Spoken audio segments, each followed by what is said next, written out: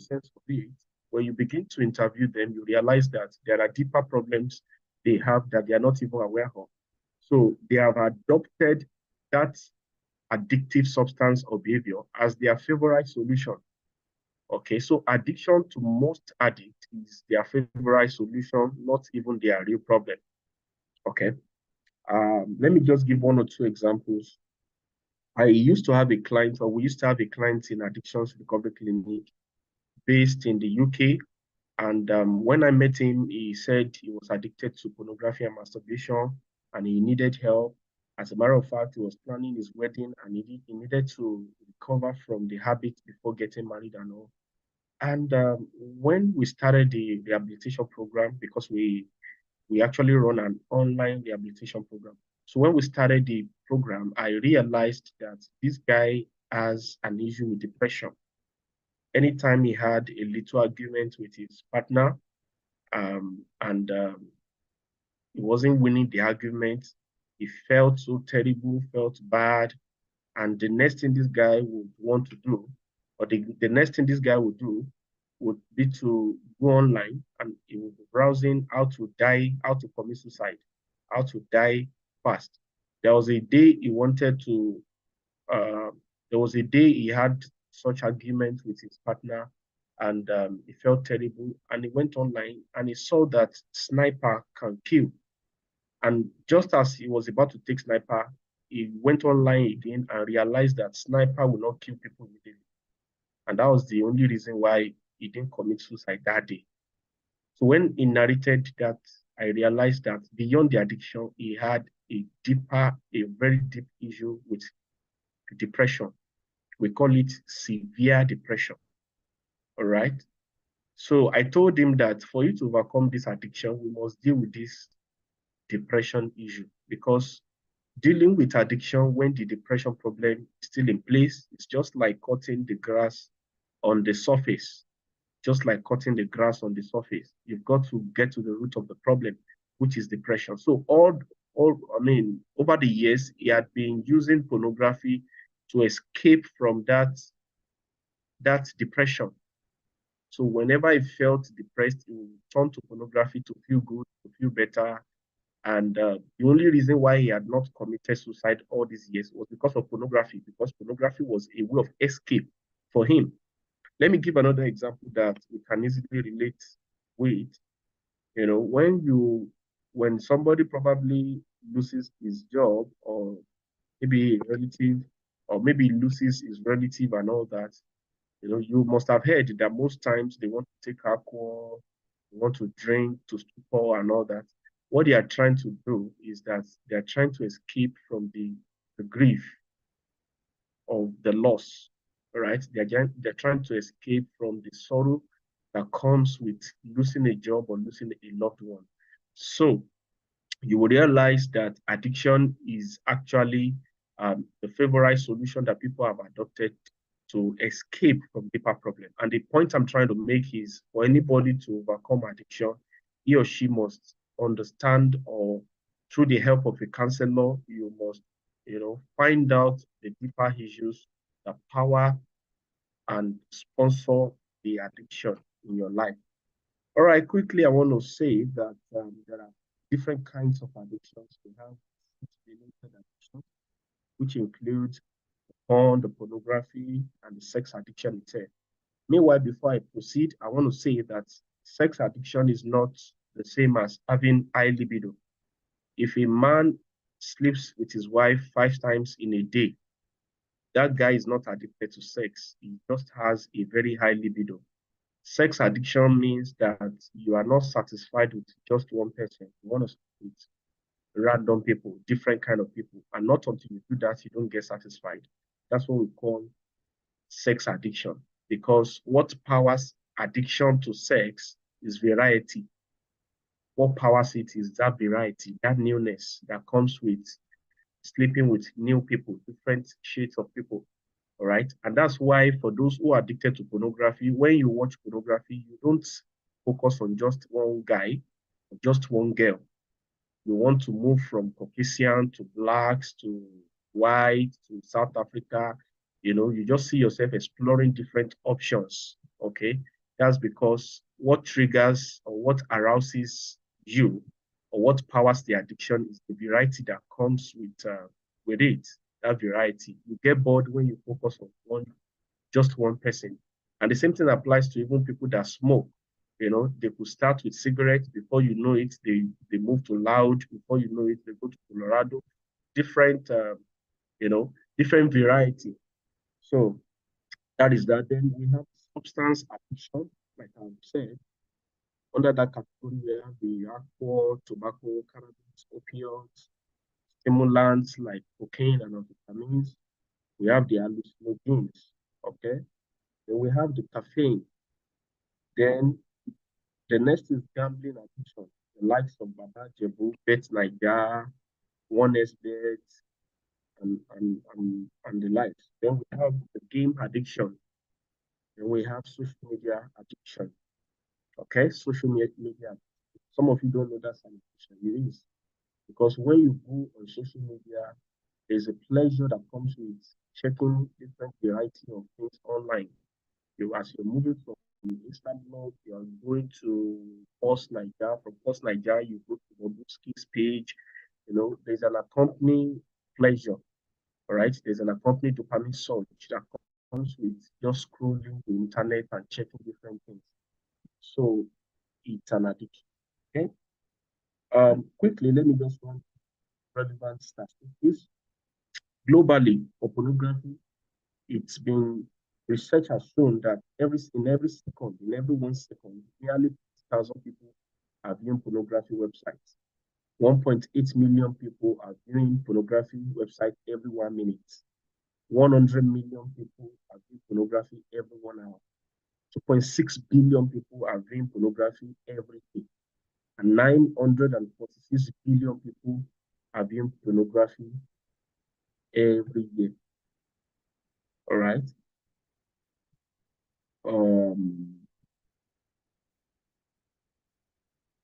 Okay.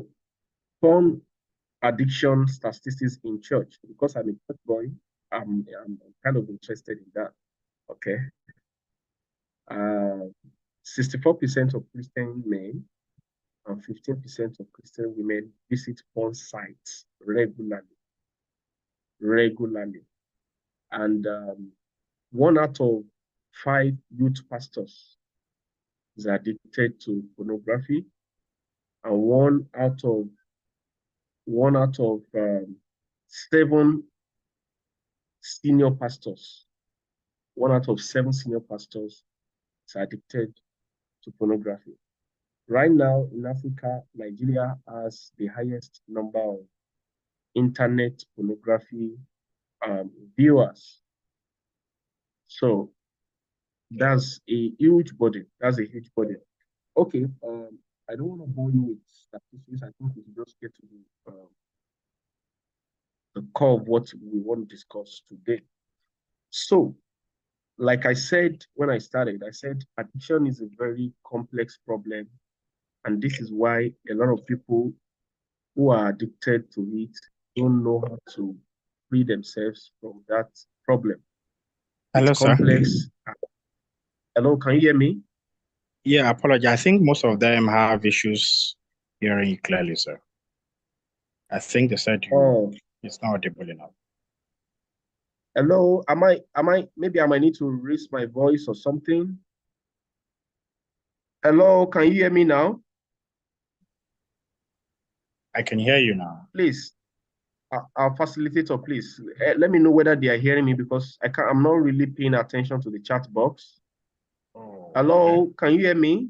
Do I need to raise my yes, voice? sir, now. Yeah, they've responded. They said yes, sir, yes, sir. They've started responding. responding. Okay. So sorry. Okay. So, I was talking about addiction. I said addiction is a complex thing and it requires complex solution. It's not a straightforward problem. And many people don't understand what addiction is. And if you do not understand a problem, you are not likely to solve it appropriately. So that's why I'm trying to take my time to really explain what addiction is all about, so that by the time we begin to discuss a solution or by the time I begin to give some tips that can help, come out of the problem, you can connect. So there are a lot of misconceptions around the subject of addiction, especially in Africa, where we have a lot of religious people. Okay, one of the misconceptions is that many people believe that addiction is a sin. But I want to say to you that addiction is not a sin. Okay. Now, because I'm also a pastor, I'm just going to try to provide a balance uh, to this. Addiction is not a sin. But let me say that if you watch pornography or you engage in casual sex with someone you're not married to, from the religious point of view, that very act is a sin. But that thing that makes you unable to stop watching pornography, that thing that makes you unable to stop having sex with random people, even when you really desire to stop it, is what we call addiction. And that on its own is not a sin. It is sickness of the brain. So people could be addicted to a sinful behavior, but it doesn't make the behavior, or let me say it this way, people could be addicted to a sinful behavior, but you must separate the sin from the addiction. So the behavior itself is a sin from the biblical point of view, but what makes you unable to stop it, even when you really want to stop it, is what we call addiction. And many of you will testify, or some of you that they are probably addicted, or you know somebody that is addicted, you will testify to the fact that people who are addicted they usually have tried to stop it on many occasions. Many of them have fasted, they have prayed, they've sought help, done all sorts of intervention, but to no avail. So that's to tell you that most people that are addicted actually want to change. They want to stop it, but they just don't know how. So you can't narrow down addiction and just call it a sin. Because when you sin, what you need is to repent. And this is why people that are addicted, they have repented 1,000 times, but they just cannot stop it. So addiction itself is not a sin, okay? The behavior is a sin, but inability to stop it is the addiction, and we call that a sickness of the brain. So addiction itself is a sickness of the brain, and it's very important you note that it's a sickness of the mind that you need to recover from. When you sin, all you need is forgiveness, repentance. But when you're addicted, what you need is healing. You need to be made whole. You need healing for your mind. And because many people in Africa and even in the church, they do not understand the sickness part of addiction. When we see people that are addicted, we look down on them, we judge them. I mean, you don't go to the hospital and judge someone that is sick. You don't judge a cancer patient. You don't judge an hypertensive patient. Rather, we empathize with them. We pray for them. We give them gifts. All right. That is the exact way we are supposed to treat people that are addicted. Because many of these people that are addicted, they didn't plan to be addicted. They found themselves in the problem. And it became something they could not stop doing. I heard about a man of God who, when he was a baby, and whenever he was crying as a baby, the only way his parents tried to calm him down, the method his parents adopted in calming him down or in making him sleep was to give him aqua as a baby. Can you imagine a baby being given aqua? And the parents gave him aqua just to make him sleep, and that persisted for many years. And he grew up to be a man of God, but he became addicted to alcohol. He couldn't stop drinking. Now you look at such a man and you judge him, you castigate him, you look down on him over a problem. He didn't even know how the problem crept into his life. All right. Or Another example of a girl that was raped. I mean, one of my patients came and said, I was raped at age 5. And this girl was raped, was abused by older men for like 3-4 years. And now she became an adult, and she couldn't stop masturbating. Now you look at that young lady and you castigate her or you judge her, then you are not being sensitive. So understand that addiction is not a sin. Long after you have repented of the sin, there is a need to recover from the sickness in your mind. And that's through the help of a specialist, a therapist. Okay? In case you're on this call and you're addicted to one thing or the other, or you know someone that is addicted, okay, you can reach me through our facilitator. We have an online recovery clinic for addicts, and we have clients, patients from different parts of the world. All right? I'm sure the platform will benefit you. Number 2 misconception is that addiction is a moral weakness. Many people believe that addiction is a moral weakness. However, it is not a moral weakness. Someone that is addicted is not morally weak. As a matter of fact, people that are addicted, they are about the most, should I say, conscientious people. Most of them have tender conscience.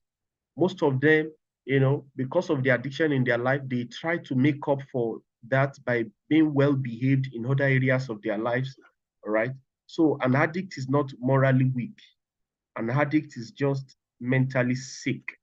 And when I say mentally sick, I'm not trying to be derogatory. That is just what it is. Okay. And they have to approach it as such in order to come out of it. Number three, many people in Africa or in the religious circle believe that addiction is primarily a demonic problem. Many addicts have gone for different deliverance sessions, all kind of deliverance sessions, but they are still not free. That is to say that it's beyond demonic problem. It could, or let me say this, that addiction could actually be demonic, but it is not primarily demonic. It is secondarily demonic, meaning that when addiction begins, it doesn't begin with a demon problem. It begins with you engaging in a behavior or taking a substance all by yourself.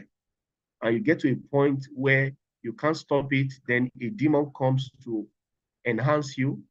A demon comes oftentimes or intermittently to seduce you, to lure you into the same habit over and over again. So addiction can be secondarily demonic, but it is not a primary demonic problem. The meaning of that is that casting out demons or prayers alone is not enough. All right. You need to go through the process of rehabilitation, recovery.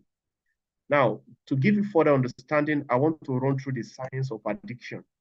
The science of addiction is divided primarily into 4 aspects.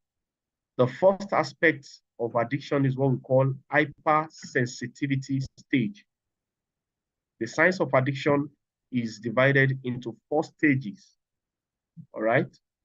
4 stages. The first one is hypersensitivity stage. Now, what that means is that when a person takes a stimulating substance, or when you engage in an exciting behavior like watching porn, sex, gambling, or eating junks, or doing social media, the reward system, there is something called reward system in the brain. We call it the mesolimbic pathway. That is the aspect of your brain that rewards certain activities. Now, let me say that the reward pathway in the brain was put in place by God to reward activities that are needed for our survival on Earth. For example, when you eat, you would usually feel pleasured. That pleasure is sponsored by the reward pathway. The reward pathway of your brain releases a chemical called dopamine. The dopamine makes you feel pleasured, makes you feel good.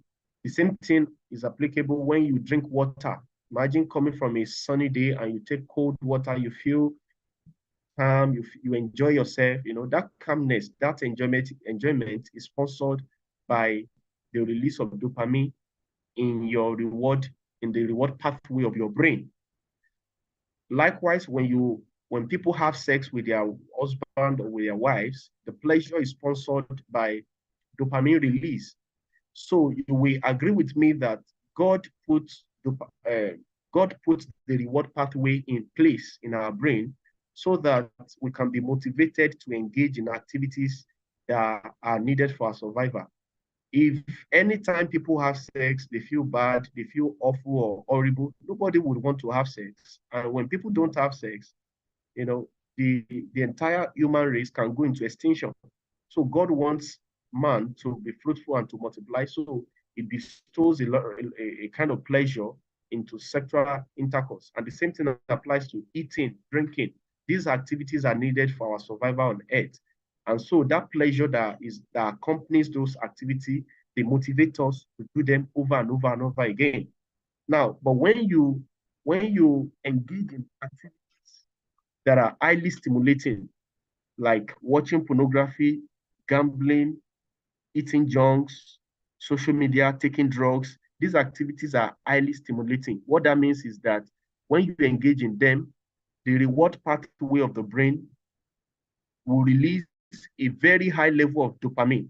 And the quantity of dopamine that is released in your brain is 10 times higher than the normal level of dopamine that is released when you engage in activities that are needed for our survival.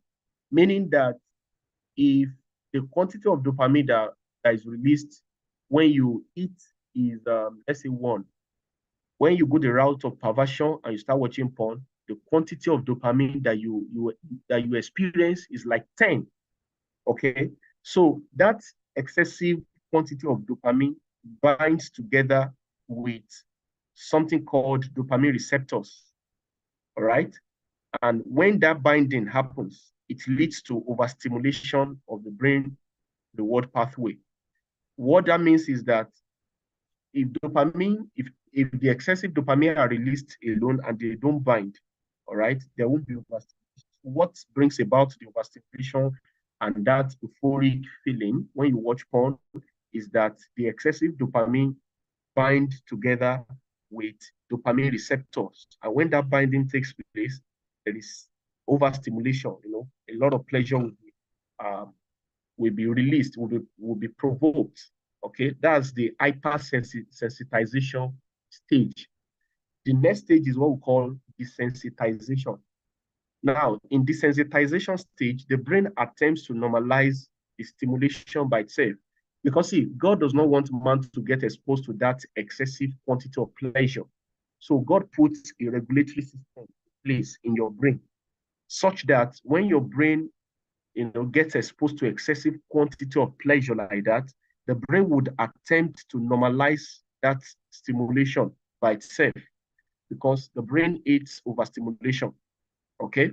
So what the brain does is that number one, the brain will reduce the number of dopamine receptors that are able to respond to the excessive or the excess dopamine, meaning that there'll be excess dopamine release in your body system, but there'll be very little receptors that'll be available to bind to them because of what we call auto-destruction of dopamine receptor, meaning that the body will begin to destroy some dopamine receptor by itself.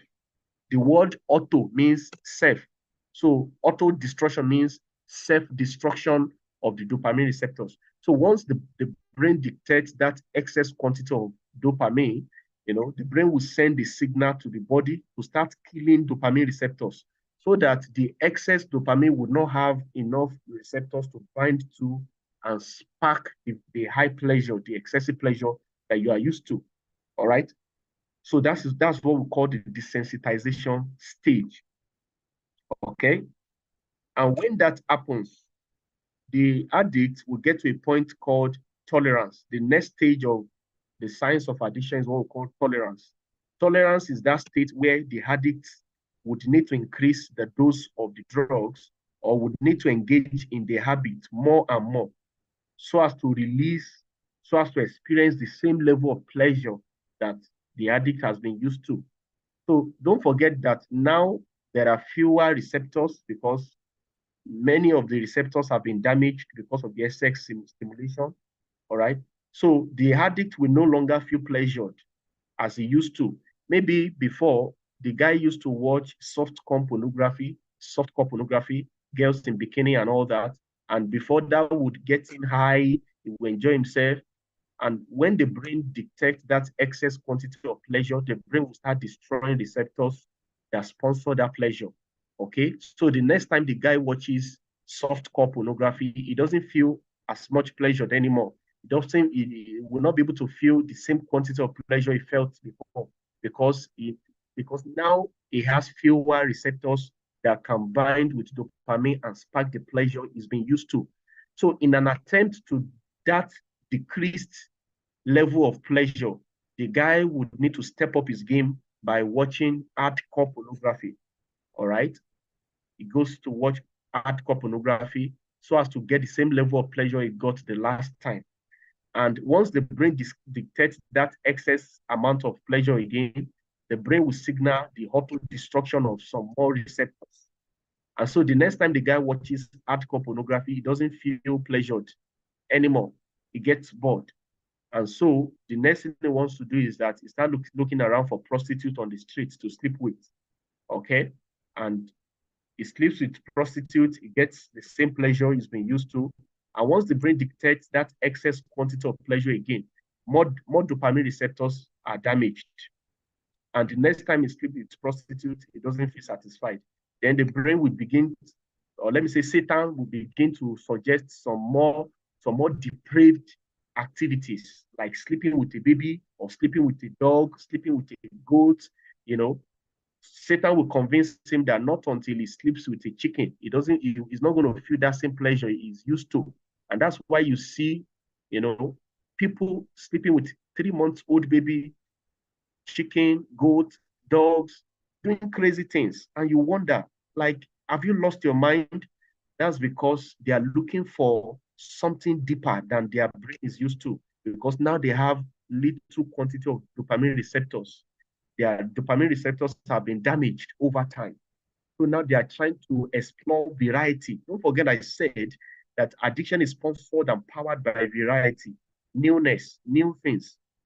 It's the same thing that happens when you come back from work and you feel tired and you take a cold bottle water. The first cold bottle water you take, you feel so, pleasurable. You feel like heaven on earth. The water satisfies you.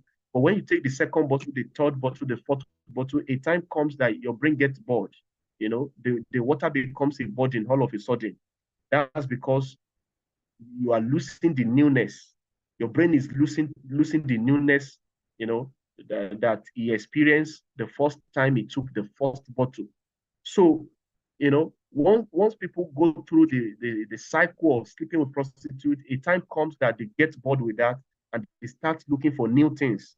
They want to know how it feels to sleep with a dog, with a goat, with a chicken, with a baby, and they follow that path and they get arrested. So the point is that addiction is a journey of no return. You can't get to the end of it. Whatever thing you think is satisfying you now is only a matter of time. You will get bored with it and your brain will present a higher standard. Or let me say, devil will present a higher standard and you start declining from one level of perversion to another level till you lose your mind.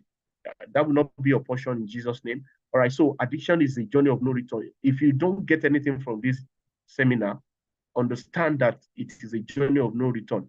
Then the next stage of the science of addiction after tolerance is what we call hypofrontality. Hypofrontality, let me just explain it like this. Now, there's a part of your brain, okay, that is responsible for sound judgment. We call them the anterior cingulate cortex and preorbital cortex.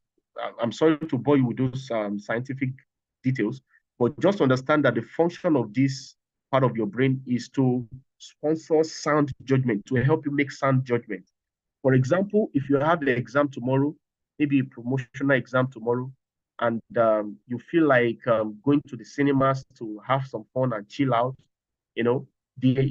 this part of your brain, the anterior cingulate cortex and preorbital cortex, they will help you to make sound judgment. They will tell you that, oh, boy, you have exam tomorrow, you guys read. You can always watch, you can always go to the cinemas anytime after your exam. So by the help of this part of your brain, you're able to make sound judgments to delay that gratification and focus on reading for your exam. However, when people go through, or when people are addicted, the first part of the brain that is damaged is the anterior cingulate cortex and the preorbital cortex. And the implication of that is that they get exposed to addictive substance or behavior, over the time, they lose their ability to make sound judgments. They lose their ability to think straight. They lose their ability to, to focus on things that would help their lives. They lose concentration, they lose focus. That's why it's very difficult for addicts to be successful in life, because success requires a lot of dedication, a lot of concentration, right? A lot of concentration, a lot of attention, a lot of sound judgment. You've got to make the choices, that will move that will move your life in the right direction consistently before you can become successful in life. It is not just one decision you make successful. Every day you must make the right choices in order to become a success at the end of the day. All right. But when people are addicted and they are not willing to let go, the addiction with the part of their brain that is responsible every day. Imagine pornography for 4, 5, 6, 7 hours time that is supposed to be invested in or all right. They just that's just what they feel. They just forgetting their vision, forgetting that. So addiction is a big problem. Okay. So those are the 4 stages of addiction. When somebody gets to that point where, when it gets to hypofrontality stage, where the part of his brain that is responsible for sound judgment has been damaged, they usually adjust their moral standard to accommodate the addiction. You hear them coming up with statements like, well, addiction is pornography is not that bad. I'm not hurting anybody, masturbation, I'm just pleasuring myself. They adjust their moral standard to accommodate the addiction because they have lost their sense of judgment and their sense of reasoning.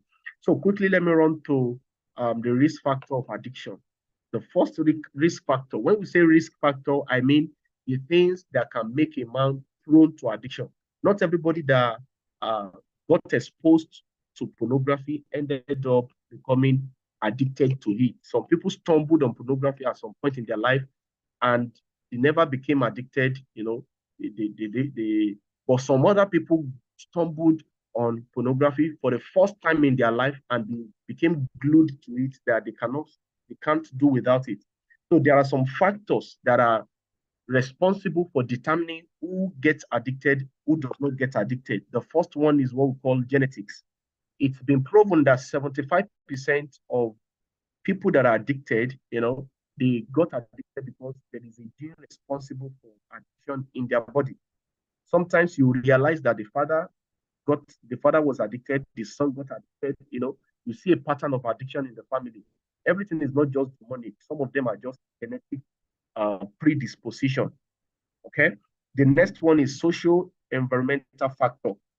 Social environmental factor. What this means is that research has shown that people who are doing great in life, people who have a stable relationship, great career, life is working for them, they were raised from wealthy family, healthy family, such people, they have their reward pathway stimulated the right way.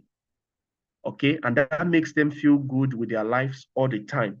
But people whose life seem not to be working, they don't have a stable relationship, they've experienced divorce, or they are jobless, they don't have, they were sacked, or people were just dying in their family.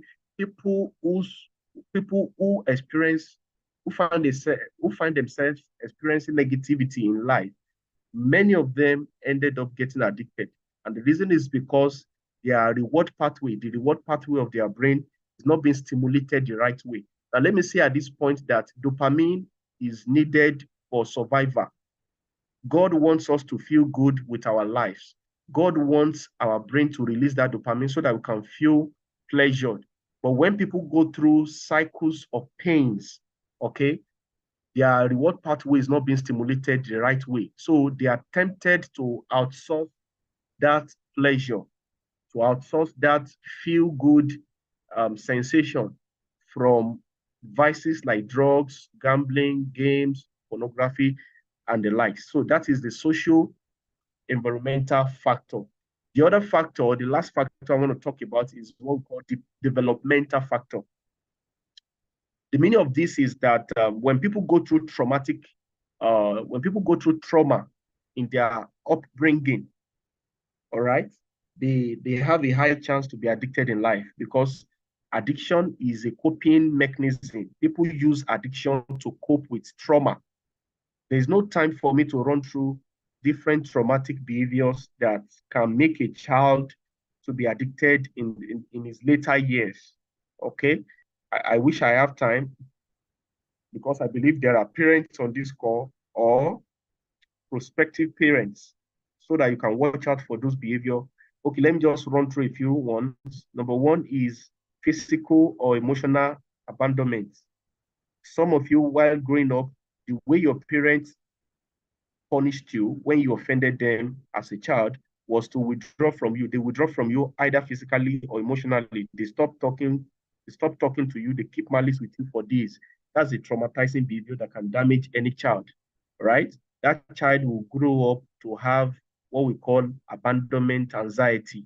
He always gets anxious. He doesn't want people to leave him.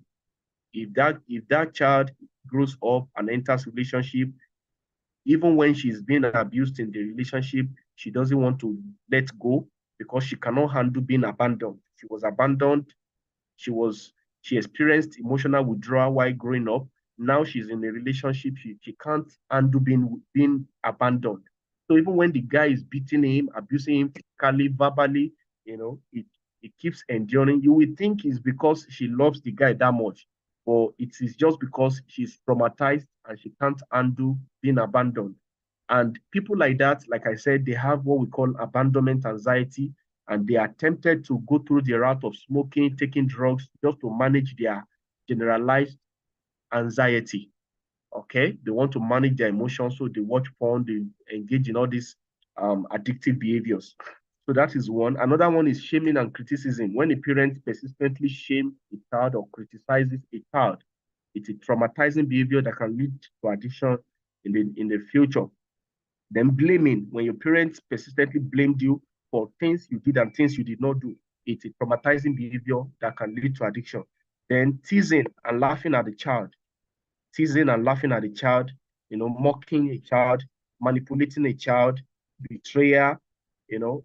I mean, I have a lot to say, but let me just run, okay, because of our time. Let's talk about the adverse effect of addiction. What are the implications of addiction? Number one is mood disorder. Now, this is it. Someone that has an unstable mood, okay, can turn to drugs or addictive behavior just to feel relieved. Also, when somebody has already turned to the addictive behavior of substance, that substance or that addiction can also lead to mood disorder. So either ways, either before the addiction or even the addiction, mood disorder is an accompanying problem. And that's why you see people immediately after watching pornography, they feel depressed. They feel depressed, they want to commit suicide. So that's how addiction leads to mood disorder. It also leads to lack of achievement. I've talked about it. Success requires dedication, commitment, concentration, but addicts lose all these things, in the process of the addiction. Lack of focus, poverty. Addiction is highly expensive. To service any addiction requires money. To buy drugs, money. I had an interview with some drug addicts in Bariga, and I asked one of them, I said, since you've been addicted to this drug, how much have you spent on this addiction? And the guy said, about 30 million naira. And if you look at the guy was looking so poor, wearing rags, smelling, he was homeless. And when he did the calculation, I knew that indeed he must have spent up to 30 million because he spent said he spends at least 5,000 naira to buy drugs every day, and he's been addicted for about 15 years. So do the calculation. He must have spent up to 30 million indeed on the addiction. So it leads to poverty. People get indebted just to get money to service their addiction. People steal. People engage in crime. They kill. They rob just to get money to buy drugs because they cannot handle the withdrawal symptoms. That feeling that comes with not taking drug, not watching porn, not sleeping around, they can't manage it. So they do anything possible to get money to service their addiction. Then it leads to loss of relationship. Addicts cannot keep a family, they can't keep a home because addiction makes you selfish. The only thing you want to do, the only thing you care about is that drug, that sex. You don't care about your wife, you don't want to care about your children. It makes you selfish without your permission, even when you don't want to be selfish. But there is a vacuum in your brain craving for intense pleasure. And so you ignore people, you ignore loved ones, you isolate yourself just to service that addiction. I'm telling you, addiction is something you don't want to tolerate in your life. It will mess up your relationships, okay? It isolates you, it leads to loneliness, it leads to theft, crime. I've said that. It even leads to self neglect. Addicts neglect themselves. Many of the people you call mad, or many of the people you tag as being mad on the street, all right, many of them, they are not as mad as you thought. If you interact with them, some of them will speak to talk to you sensibly. But that guy has been smoking for 10 years. Now, the only thing he cares about is that drug. He just wants to take drug. He doesn't care about bathing. He doesn't care about combing his head, and you see that dreadlock on their head, that's been induced as a result of prolonged self-neglect. They don't want to bath, they are putting on rags, they don't care. Oh, you think they don't know they are putting on rag? They know. They just don't care. They know that they've not combed their hair for 5 years. They know they've not taken their bath for 5 years. They know they are not as mad as you thought. All right. But they don't care. The only thing they care about is that drug. You see a madman smoking in a very hot weather. All right. The people that brought this smoking thing to Africa, they only smoked when the weather was cold. But you see mad people on the street smoking under very hot weather. They don't care about the weather. The only thing they just want is drug. Addiction is crazy. Trust me, crazy. It's not something you can undo. It's not something you can tolerate around your loved ones. Please, if you know anybody that is addicted, refer them to Addictions Recovery Clinic. Send them to us. Or you are on this call, you are battling with one thing or the other. You can't cope. You can't deal with it. Don't listen to that thing that is telling you is just I can manage it. If you are watching pornography and you only watch it once in a month, it's only a matter of time that once in a month relapse will deteriorate. You start watching it every day. You can't do without it. You watch it several times in a day. It takes your life. It takes everything from you. All right. It leads to malnutrition, emancipation. Alcoholic who would rather use his last card to buy alcohol than buying food. And when you look at them, they are emancipated. They are malnourished. It's crazy, man. Now, lack of effectiveness in school, lack of effectiveness in school, at work, at home, your boss begins to complain. Everybody's noticing that you're not focused at work. Your is it KPI, they call it, your KPI, start dropping, everything is not working, because of addiction. And for those that are Christian or spiritual, it leads to spiritual insensitivity. You are unresponsive to the Holy Spirit. You can't hear God. You can't focus on your purpose, your life assignment. So it's mad, okay?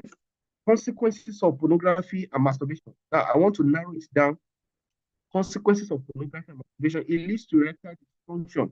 As a matter of fact, the leading cause of erectile dysfunction or the leading cause of impotence among men is pornography and masturbation.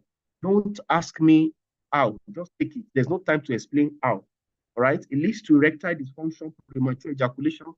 It leads to sleep disorder. You see people sleeping during the day because they watch pornography all night. You see them, they wake up very late in the morning because they watch porn all night. It messes up your sleep pattern. All right. In worst cases, it leads to inability to ejaculate. I used to have a guy who came to our clinic, and what brought him was not even with the pornography. He didn't really see anything wrong with the pornography because, I mean, he wasn't even a Christian. The only problem that brought him was because he's been married for years, but he would never ejaculate whenever he was having sex with his wife. He never ejaculated. And they were looking for the womb. Right? For 4 years, he had sex with his wife without ejaculation. So he didn't even know it was connected to pornography and masturbation. It was when I started counseling and all that, I had to point his attention to the fact that this thing, this problem, we call it an ejaculation, inability to ejaculate. This an ejaculation is sponsored by masturbation. It's not a medical problem, it's a psychological problem. All right. And not until you recover from this addiction, your ejaculation will not be restored, your erection will not be restored, and all that. So, pornography, masturbation leads to prostitution, it leads to infidelity. By now, you should understand that statement. It leads to marital friction and divorce. You should understand that by now. It leads to understand what that means. Then, consequences of substance. Substance abuse leads to cardiovascular issues like stroke, heart attack, dilated cardiomyopathy. It leads to damage of vitals like liver failure, liver cirrhosis. It leads to hypertension, diabetes. It leads to paranoia. Paranoia means when you start all of a sudden your mother-in-law becomes all right. All of a sudden, everyone that comes near you, they are coming to hurt you. All of them are witches, they are witchcraft. You will start suspecting everybody. It's because you're under the influence of alcohol, under the influence of tramadol. That's what it does. Then psychosis. In worst case, drug addiction leads to psychosis. What that means is that it makes people run mad. You start seeing visions that are not real. You start hearing vision. You start hearing voices, people calling you. It messes up with your perception. You can't perceive life normally anymore.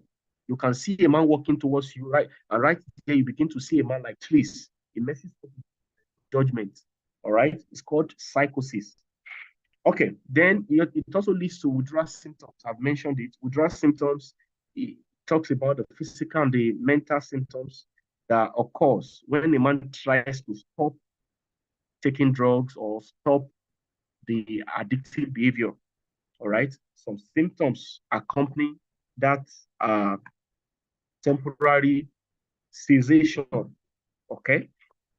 And withdrawal symptoms include anxiety, fatigue, sweating, vomiting, depression.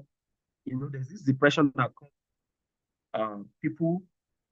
comes when people stay away from drugs or porn for a month, for a while. When you stay from the sex, from the things you are used to, start feeling depressed, start feeling bored, start feeling lonely. Those are withdrawal symptoms. Nothing is wrong with you. You're just going through withdrawal symptoms. And if you can endure those symptoms, you will break through them. But many people relapse just because they are feeling depressed. They relapse because they are feeling lonely, feeling anxious. They give in to the withdrawal symptoms and they go back to their addiction. Okay. But anybody that would really want to overcome this addiction thing, you must endure the withdrawal symptoms because they don't last forever. Okay. At this point, I need, because my time is, I think I've spent 1 hour or thereabout. Let me just quickly talk about how to be free. How to be free. I will just give you some points because I can't really talk about details because of the limitation of time. First thing, if you want to recover from any addiction, you have to understand that addiction recovery is not an event, it's a journey. The meaning of this is that recovery is an ongoing process, okay, that continues throughout your lifetime, okay? However, it takes an average of 6 months to recover from any addiction. Like when you stay away from the addiction for 6 months, okay, to a very large extent, your brain would have recovered. All right. And the longer you stay away from the addiction, the more restored you become. So what I'm trying to say is that the solution for any addiction is sobriety and time. Many people have come to me and said, sir, is there no drug you can give me to overcome this porn addiction? A client came to me and said, sir, I had to take, the guy took a drug that will stop, that will downplay, that will mess up with his testosterone, that will reduce his sex hormone. He felt his sexual drive was too much and he had to take a drug that reduced his sex hormone and all that. I said, no, you don't have to go through this. There's no drug. You want to overcome porn addiction? No drug. It's not a medical, it's a psychological problem. Your brain is stuck, is hooked on pleasure. And for you to overcome that, you need two things. Number one, sobriety and time. Sobriety means you abstain, all right? And you've got to abstain from the problem, from the addiction for a long period of time, minimum of 6 months. All right. So what that means is that if you bring somebody that has been sober for 6 months, you bring it side by side with somebody that's been sober for 6 years, their level of control they have, the level of control they both have over the problem is not on the same level. The man that's been sober for 6 years, has a stronger control over the problem than the man that's been sober for 6 months. And of course, the man that has been sober for 6 months has a stronger level of control over himself than someone that's been sober for just 6 days. All right. So the solution to any addiction is sobriety and time. I have more things to say, but because of time, let me just move forward. But then the problem with most addicts is that they are not able to maintain sobriety for 6 months.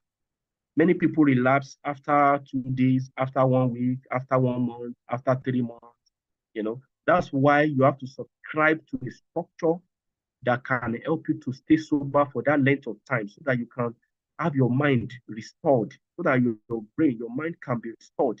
And that is what we do in Addictions Recovery Clinic. We create a rigid structure around your life, a rigid system that helps you to stay sober for a period of 6 months and beyond, so that you can have your life back, you can have your willpower, your control back. But trying to fight it on your own is a losing battle. Okay? The reason why you are addicted in the first place is that you can't help yourself. There's a deception that comes with addiction. People just believe they can stop it themselves. You have been trying to stop it for years. You've come up with all sorts of New Year resolutions. Why have you not stopped? That's because you can't stop yourself, because addiction attacks the brain primarily. If you sustain an injury on your foot, you can leverage your brain and guide your foot, and prevent your foot from hitting the stone so that the injury can heal fast. But what happens when the injury is in the brain? You will need to leverage the brain of another person to come out of it. Because oftentimes your addicted brain will mess up your judgment. The same thing you decided not to do again, you see yourself walking into it and you can't stop it. It is when you fall, it is when you relapse that all of a sudden you come back to your right senses again. That's because the injury we're talking about is in the brain, is in your brain, and you will need to leverage the brain of someone else to come out of that problem. And that's why for those who are addicted or this call, or you know anybody that is addicted, let them come to addiction. Have a structure on ground that has proven to work over the years. All right. So the first thing is understand that addiction is not an event that happens. It's a journey, a lifetime journey for that matter. However, within 6 months, you can gain your life back if there is no relapse.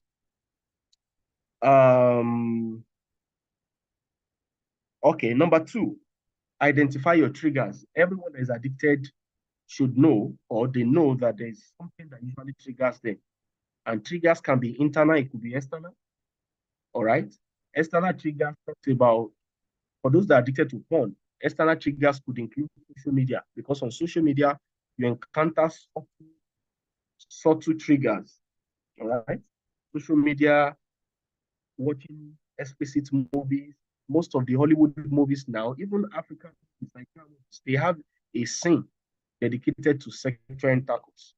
So when you expose your mind to those things, they can trigger a relapse. So identify your own trigger and avoid them. Number three, seek help. I've said that before. Seek help. You can't do it yourself. You can't come out of it alone. You need people, you need a system, you need a structure, and you need counselors, therapists that can help you. All right. Then you need to acquire knowledge acquisition. Addiction is one sickness that both the patient and the doctor must know about the addiction. If you're sick medically, you have malaria, you have typhoid, you don't need to know about typhoid, you don't need to know about hypertension to recover. Just go to a doctor that knows about it. But for addiction, you need to know about addiction because at many occasions in your recovery, you will need to self-diagnose. You should be able to tell what stage of relapse you have. You should be able to tell the triggers around your life, and those things are sponsored by knowledge. And that's why when you come to addiction recovery clinic, the first thing we do for you is that it's teachings around the subject of addiction. We call it psychoeducation. You settle with those videos, and by the time you settle with those videos and you finish watching them, you yourself, you to self-diagnose. So knowledge acquisition is very important. Then you've got to be busy. Okay. There is an adage that says, an idle hand is a devil's workshop. Many people relapse because they are idle, they are lonely, there's little or nothing to do. Get yourself busy all the time. Even when you're on leave, you're not going to find work for yourself. If you're a Christian, ensure that your mind is busy, 247. Listen to sermons, listen to Christian songs, listen to things that can distract your mind from the problem. Okay. Then accountability. Yes, accountability. There must be a structure for accountability around your life. And all these things that I'm saying, all these solutions, all these interventions, they are things that we have built a structure in our clinic that can help an addict. Because of time limitation, I'll just talk about one more thing. You need a social network. We call it relationship. One thing addiction does to you is that it breaks your relationships. And when I say relationships, I don't just mean marital. Okay, it breaks your relationships. I said that earlier. So you must reinstall your relationships because there is a pleasure you get from spending time with love. Right? So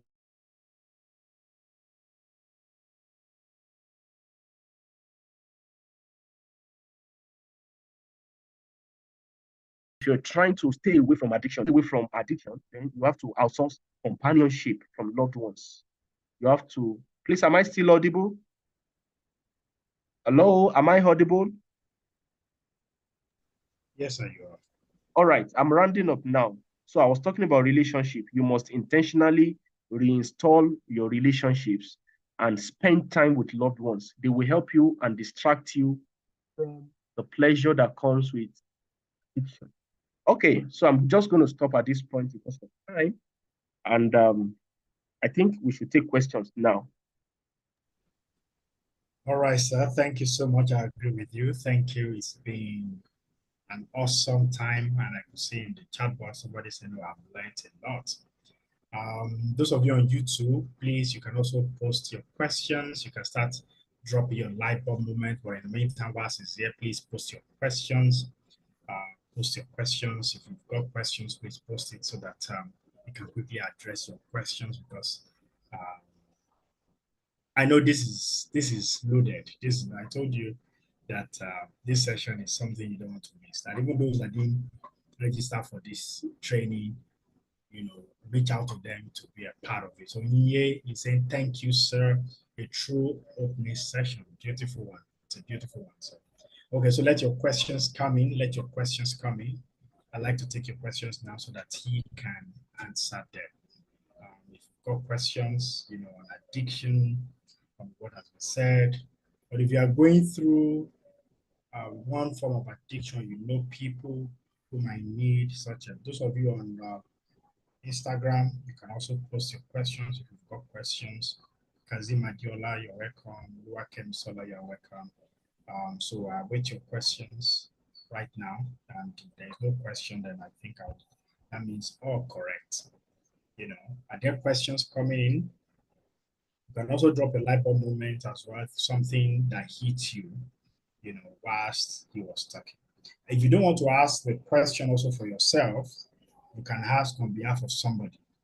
That perception where you do want to, okay, I'm the one going through. You can pass mine in the village, that needs this advice. What do you? So please let your questions come in now. Let your questions come in. You know, please, if you are, oh wow, that's a long one. So Kester said, for those of us who aim to be leaders someday, especially in business or any other gathering, it is possible to at a point lead people with different kind of addiction levels. How do we manage that as a leader, sir? Wow, I said thank you for the teaching. It was so inspiring. And that's a profound question. Doctor, I don't know if you got that question. Okay, well, for leaders who have people under them that are addicted to one thing or the other, the first thing you need is empathy. First, you need to empathize with them, knowing fully well that they are going through a sickness, not necessarily a moral weakness or a flaw in their character, right? Then you need to have a word with them. Find out if they are willing to change, if they are willing to come out of the problem. Because I've met some addicts that are just very comfortable in their problem. They don't want to change. They are stuck inside that pleasure and they don't want to let go. Not everybody that is addicted really wants to be helped, all right? So find out if they are willing to be helped and be part of their success story, be part of their recovery journey, all right? Connect them with Addictions Recovery Clinic, all right? And let them begin their recovery journey as soon as possible. However, for those who are not willing to change, who are not willing to come out of the problem, the truth is the addiction could actually interfere with your job, with the company. For example, if you employed a drug addict, for example, that guy can steal your money. He can be tempted to rob, to engage in things that will give him money to service his addiction, right? So the truth is, addiction or having addicts in your company can affect your job, can affect your company or your organization, especially when they are not willing to change. But for any addict that is sincerely willing to be helped, okay, don't sack them just because they're addicted. If you went through the same thing they've gone through, you are likely to be addicted yourself. So empathize with them and be part of their recovery journey. That's my counsel to you.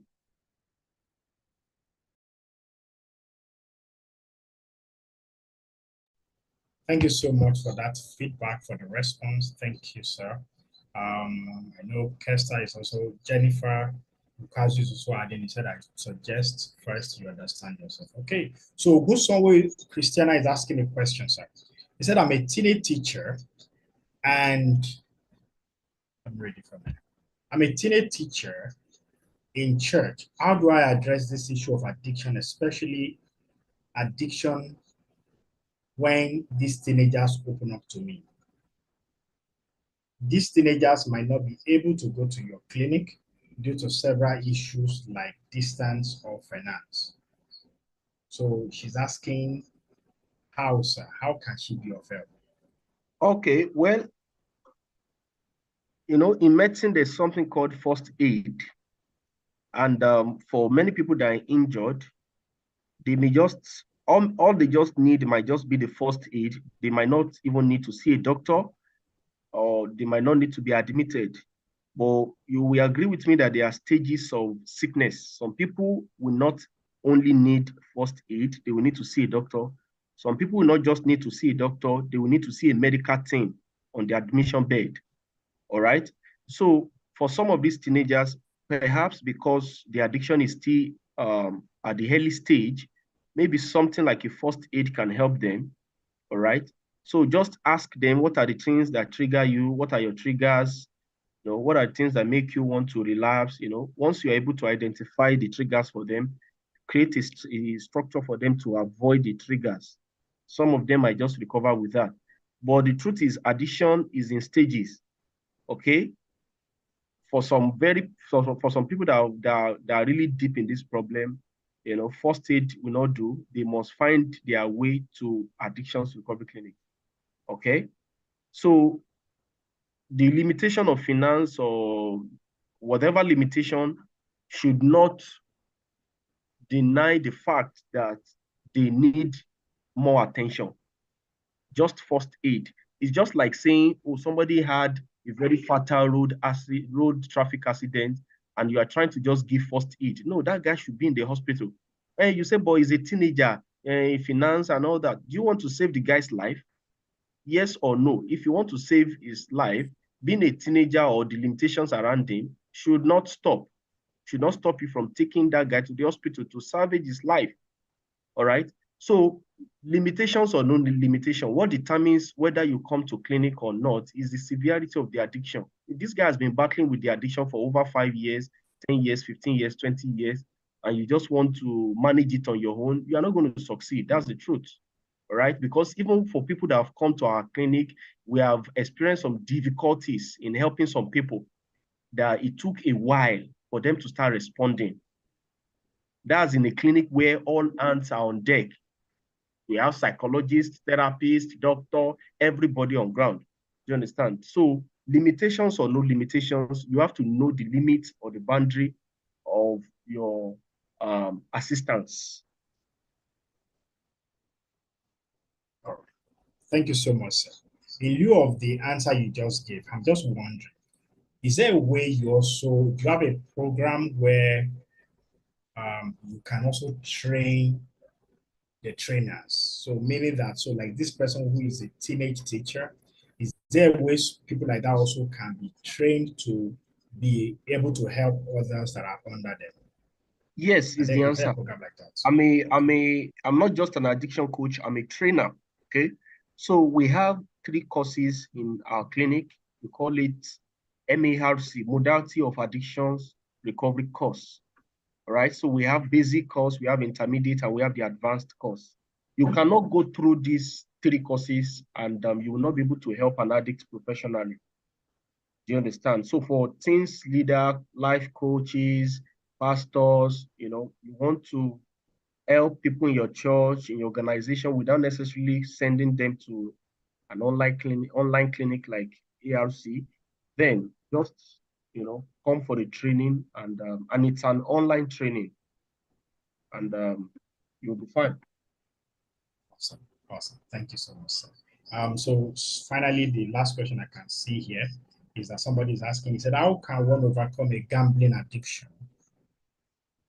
How can one overcome a gambling So addiction? So addiction is addiction, whether porn, whether gambling, it takes the same strategy, the same principles, the same structure. You understand? So you want to overcome gambling. Gambling is a very complex problem as well. And it's not something I can't give you tips and strategies and say, yeah, do this, do this. As long as you are addicted, you need an external person to help you. You need a system. Strategies, trying to implement strategies alone on your own will not help you. I've seen people we gave strategies to. We gave them, oh yeah, do this, do this. By their own hand, when the urge came, they destroyed the same structure, the same strategy by themselves because they could not handle the urge. Do you understand? So regardless of what you're addicted to, you need to seek help. That's what I'm going to say to you. Seek professional help. Thank you so much, Doctor. God bless you. It's been an insightful moment, and I'm glad that we have all learned something. Some people are also making comment. Let me just read a comment. So thank you, sir. I also think the teenagers teacher should involve the parent in a polite manner. That's Adeshola Akintayo. Loken Baba said as a teacher, it would be good to have any of the training you mentioned. That's good, no problem. I'll send his contact to the group once I reach out to him, and he lets me know which of the medium you would love to be reached. I'll send it so that we can reach out to him. Okay, so Luken Baba is saying, how can we contact the speaker for such training? Okay, that's what I just answered. I think I'll reach out to Doctor and then let me know which of the best way he desires to be contacted. Dr. Seyi, thank you so much, sir. It's been awesome having you on Leadership Intelligence course. And I know that some of our students will also still watch this later, on our YouTube channel, to benefit from it. Zumadura YouTube is also saying thank you, sir. Thank you. All right, Sir. thank you. Thank you for having me. I need to rush. I need to go now. No problem, sir. I'm aware. And then I look forward to having you again, sir. Thank you so much. Have a lovely day. All right, you're welcome. All right, guys. It's been awesome. Happy Democracy Day once again.